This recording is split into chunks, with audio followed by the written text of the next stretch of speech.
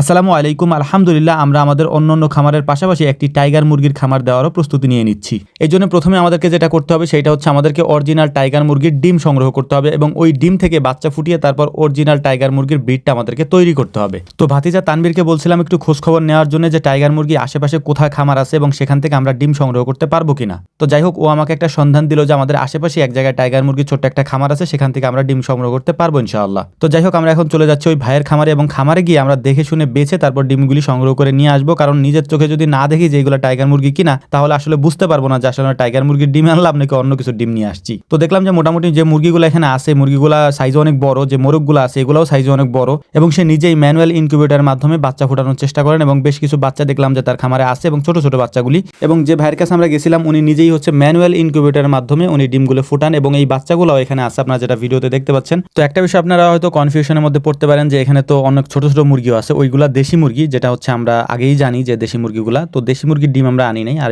দেশি মুরগিগুলোর ডিম পারেও না, একেবারে মানে মাঝারি সাইজের আর কি। তো আমরা টাইগার মুরগির বাচ্চাগুলোকেই মানে ডিমগুলাকেই নিয়ে আসছি, ইনশাআল্লাহ দেখা যাক এর পরবর্তীতে কি হয়। ওই বাচ্চাগুলো এখানে রাখা আছে, বাচ্চাগুলোকে দেখলাম। তো হচ্ছে ভাই তার রুমের ভিতর, বিশেষ করে একেবারে যেখানে উনি ঘুমান ওইখানে হচ্ছে ইনকিউবেটর একটা রাখা, মানে ম্যানুয়াল যেটা আর কি, ডিম যেগুলোকে নাড়াচাড়া করে দিতে হয় 3 ঘন্টা পর পর। তো ভাই আমাদেরকে ওইটাও দেখাচ্ছিলেন। এর পাশাপাশি হচ্ছে যে এইখানেই পাশেই আবার মানে ওনার বিছানার পাশেই হচ্ছে উনি আর একটা জায়গায় বাচ্চা ব্রুডিং করেন আর কি। এই ব্রুডিং করা বাচ্চাগুলোকে উনি আবার নিয়ে যান হচ্ছে ওনার ওই যে মুরগির যে খামার আছে ওখানে ছোট্ট একটা খাঁচার মধ্যে, ওইখানে নিয়ে রাখেন। এরপরে এগুলাকে উনি বিক্রি করেন কিছু, তারপর হচ্ছে যে নিজে পালেন কিছু, এরকমটা উনি করে থাকেন, উনি যেটা আমাদেরকে বললেন এবং আমরা যেটা দেখলাম আর কি। তো ওনার কাছে আমরা ডিম চেয়েছিলাম হচ্ছে 60 পিসের মতো, কিন্তু আমরা যে দেখলাম যে আরো বেশ কিছু ডিম এখানে আছে। তো 72 পিস ডিম আমরা সংগ্রহ করছি ওনার থেকে এবং ওনাকে আমরা হচ্ছে যে এক হালি ডিম দিয়েছি হচ্ছে 100 টাকা করে, মানে এক হালি ডিম আমরা 100 টাকা করে কিনে নিয়েছি। তো যাই হোক, আলহামদুলিল্লাহ আমাদের এখানের কাজ মোটামুটি শেষ। এখন আমরা চলে যাবো হচ্ছে আমাদের খামারের দিকে এবং খামারে গিয়ে এই ডিমগুলোকে আমরা অতি দ্রুত ইনকিউবেটরে দিয়ে দেবো। তো ডিমগুলোকে আমরা একটু চেক করে নেওয়ার চেষ্টা করতেছিলাম, এটা চেক বলে না আর কি, কারণ আমরা দেখতে চাচ্ছিলাম যে ডিমের ভিতরে নষ্ট কোনো ডিম আছে কিনা। যদি নষ্ট ডিম থাকে সেটা ঘোলা থাকবে একেবারে, কি ওই নষ্ট ডিমগুলো আমরা আর দিব না। তো যাই হোক, দেখলাম যে না, মোটামুটি যে 72 পিস ডিম আমরা নিয়ে আসছি, 72 পিস ডিমই মোটামুটি ঠিকঠাক আছে।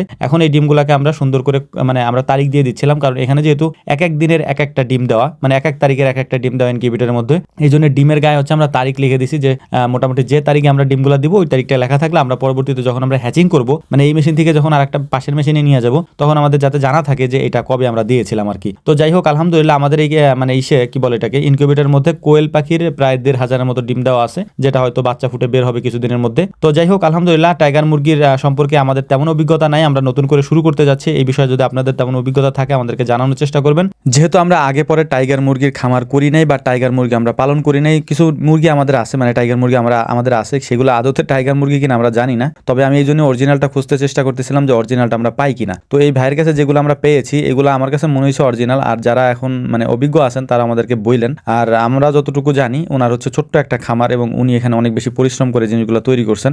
আমার যতটুকু ধারণা আমাদেরকে 2 নম্বরটা উনি দিবেন না আর কি, ইনশাআল্লাহ। তো যাই হোক, এখন দেখা যাক ডিমগুলো যেহেতু আমরা ইনকিউবেটরে দিয়ে দিয়েছি, ইনকিউবেটর থেকে বেরোনোর পর আমরা বুঝতে পারবো যে বাচ্চাগুলি কি আসলেই টাইগার মুরগি ছিল নাকি অন্য কিছু ছিল। তবে মনে হচ্ছে টাইগার মুরগিরই। দেখা যাক এখন বাচ্চাগুলি ফুটে বের হলে তারপর আমরা বুঝতে পারবো যে এটা আসলেই কি টাইগার মুরগি কিনা। তো আমাদের জন্য দোয়া করবেন। আসসালামু আলাইকুম রহমতুল্লাহ।